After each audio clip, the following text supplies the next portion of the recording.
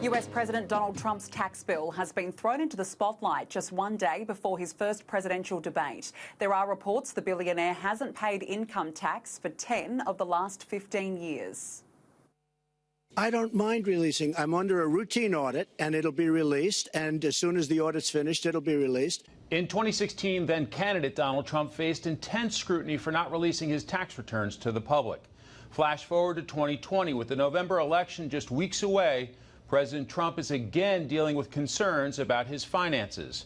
A report by the New York Times reveals Mr. Trump didn't pay federal income tax for 10 of the past 15 years. It also shows he paid $750 to the government the year he was elected, and the same amount again his first year in office. President Trump has denied the accuracy of the report and maintains that he is being unfairly treated by the IRS. We've seen this play out before, tax information or purported tax information dropping on the eve of a debate. They tried this in 2016. It didn't work. They need to get a little more creative in their strategy. The denial isn't stopping Democrats from seizing on the report. The Biden campaign released this ad citing the information and highlighting how much everyday Americans pay in taxes compared to Mr. Trump. House Speaker Nancy Pelosi is also weighing in, saying it raises questions about national security. This president appears to have over $400 million in debt, 420, whatever it is, million dollars in debt. To whom? Different countries? What is the leverage they have?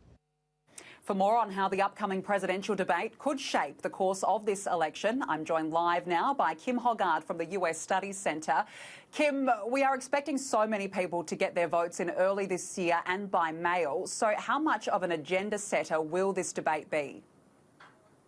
I think the first debate is very important. You're right. A lot of people have already started voting, but it's been very early in that process. So I've always felt that of the three presidential debates, the first one is the most important for the very reason that you cite.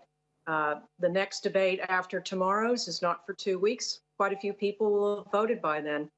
But it's also reported that a lot of people's minds have been made up in this election.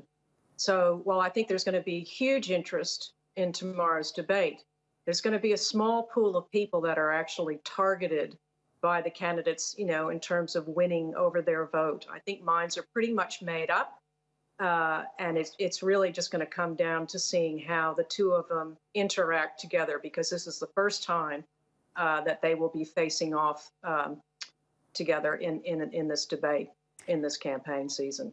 And let's go through some of Donald Trump, firstly, some of his lines of attack ahead of the debate itself. This is what the president had to say today. Mm-hmm. No, not joking. I mean, I'm willing to take a drug test. I think he should, too, because he's had a very uneven... I watched him with some of when he was with, debating Pocahontas and Harris, who treated him so badly. But I watched him, and he was out of it, right? And then I watched him against Bernie Sanders, and he was okay. I mean, he wasn't great, but he wasn't terrible. He was okay. A far cry from the way he, you know what I'm saying. I mean, if you look at some of those debates, I said there's no way he can continue. He can't continue. Kim, the president there calling for a drug test. What are some of the tactics being used? Yes, well, this is straight out of the president's playbook. He often makes these personal attacks on people that he's contesting against. So it's not unusual. Of course, we did hear that the Biden campaign responded to his challenge to take a drug test by suggesting that, they were going to be fighting this debate with words, not with urine. So I don't think it progresses the president's case. I think, if anything, his team is concerned that he's lowered the bar so much for Vice President Biden in this debate by suggesting that he's not up to the job or that he's sleepy and not capable of it, that he's really lowered the expectations of the American people for tomorrow night. And so if Joe comes out there firing and does even mediocrely well, then that's not going to be good for Trump. So he recognized that, and he started to say, well, I've only been here 3.5 years. Joe Biden's been here 47 years. But nevertheless, it'll be interesting because tomorrow's debate is in front of Chris Wallace, a veteran news reporter with Fox News, who did the contentious interview with the president earlier this year, and which the president doesn't feel like reflected him as well as he wanted Fox News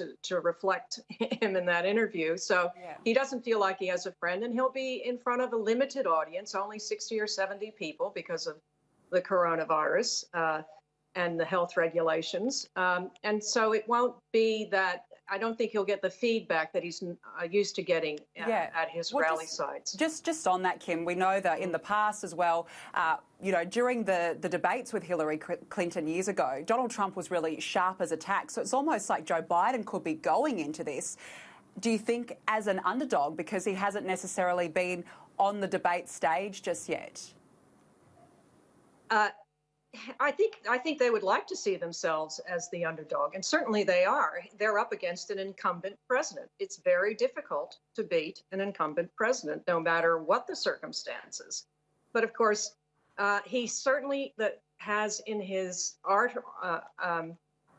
in his playbook the record of the president himself. Now, 4 years ago, President Donald Trump was not president, did not have a record to run against in terms of legislation or politics. So Joe Biden now has that at his fingertips, and that will make for a very interesting contest to see how the two play off against each other. I mean, some of the subjects they're going to be talking about are both of their records in office, as well as the Supreme Court nomination, which is a hugely contentious issue that's really angered the Democrats.